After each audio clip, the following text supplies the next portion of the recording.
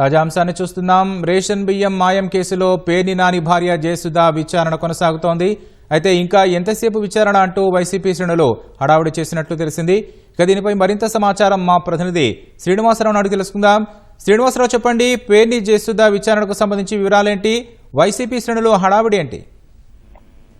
ఈ రేషన్ బియ్యం మాయంకి సంబంధించి పోలీసులు పేర్ని జయసుధ మీద క్రిమినల్ కేసులు నమోదు చేయడంతో కోర్టును ఆమె ముందస్తు బెయిల్ అప్లై చేశారు. కోర్టు కూడా ఆమెకు బెయిల్ ఇచ్చింది. అయితే బెయిల్ ఇస్తున్న సమయంలో ఈ కేసు విచారణకు సంబంధించి పోలీసు విచారణకు సహకరించాలని కూడా కాజు పెట్టడంతో ఈ కేసులో మరింత దర్యాప్తు చేసేందుకు పోలీసులు పేర్ని జయసుధకు విచారణకు రావాలంటూ కూడా నోటీసులు జారీ చేశారు.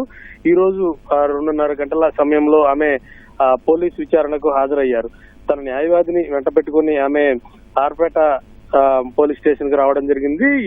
ఈ పోలీస్ స్టేషన్ కు వచ్చిన జయసుధను పోలీసులు విచారిస్తున్నారు. అసలు బియ్యం మాయం ఎలా జరిగింది, ఎక్కడికి తరలించారు, డబ్బుల ట్రాన్సాక్షన్ ఎలా జరిగిందన్న అంశాలను అన్ని కోణాల్లో కూడా పోలీసులు జయసుధను విచారిస్తున్నారు. దాదాపు సుమారు 1 గంట పావు నుంచి కూడా జయసుధను పోలీసులు అన్ని కోణాల్లో కూడా విచారిస్తున్న పరిస్థితి నెలకొంది. అయితే పేర్ని జయసుధను విచారిస్తున్న సమయంలో వైసీపీ నేతలు కొంత పోలీస్ స్టేషన్ దగ్గర హడావుడి చేశారు. ఎందుకంటే ఆరోగ్యం బాలైన మనిషిని ఎంతసేపు విచారిస్తారంటూ కూడా పోలీసులతో వైసీపీ శ్రేణులు కొంత వాగ్వేదం చోటు చేసుకున్న ఘటన అయితే చోటు చేసుకుంది. అయితే పోలీసులు స్పందించి పోలీస్ స్టేషన్ వద్ద ఆందోళన చేస్తున్న వైసీపీ నేతలను బయటికి పంపించారు.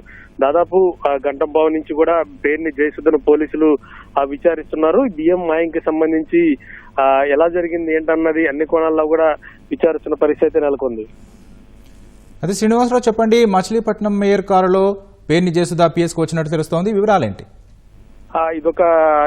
ఇదొక సమస్య. ఎందుకంటే కేసులో నిందితురాలుగా ఉన్న వ్యక్తి ప్రభుత్వానికి సంబంధించిన వాహనాలను వినియోగించకూడదు. సాక్షాత్తు మచిలీపట్నం మేయర్ అంటే మచిలీపట్నానికి ప్రథమ పౌరురాలు వెంకటేశ్వరమ్మ కారులో పోలీస్ స్టేషన్ విచారణకు రావడం సర్వత్రా కూడా విమర్శలు వ్యక్తమవుతున్నాయి. ఎందుకంటే ఒక కేసులో నిందితురాలుగా అభియోగాలు ఎదుర్కొంటున్న వ్యక్తి ప్రభుత్వం కారులో విచారణకు రావడం అనేది కొంత అభ్యంతరకర అంశం. దీనికి సంబంధించి న్యాయవాదులు కూడా కొంత అభ్యంతరం వ్యక్తం చేస్తున్నారు. ఎందుకంటే పేర్ని నానికి సంబంధించిన కారులో రావాల్సింది, కానీ మేయర్ కారులో రావడం అనేది కొంత అధికార దుర్వినియోగానికి పాల్పడినట్టేనని కూడా మచిలీపట్నంలో న్యాయవాదులు చెప్తున్నారు.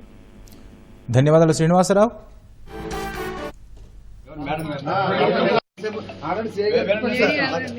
చెప్పారు మేడం గారు బాగానే ఉన్నారు, సార్ సమాధానం చెప్తున్నారు.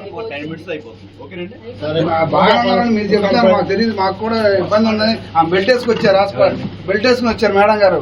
కంగారు మా కంగారు మాకు ఉంటుంది, మీకు ఎందుకు మేడం గారి గురించి మాకుంటారు కంగారు, మా మనిషి కాబట్టి. లేదండి, జరుగుతుంది సార్, ఇబ్బంది ఏమి చూపించండి సార్. ఎవరు మేడం గారు? మేడం గారు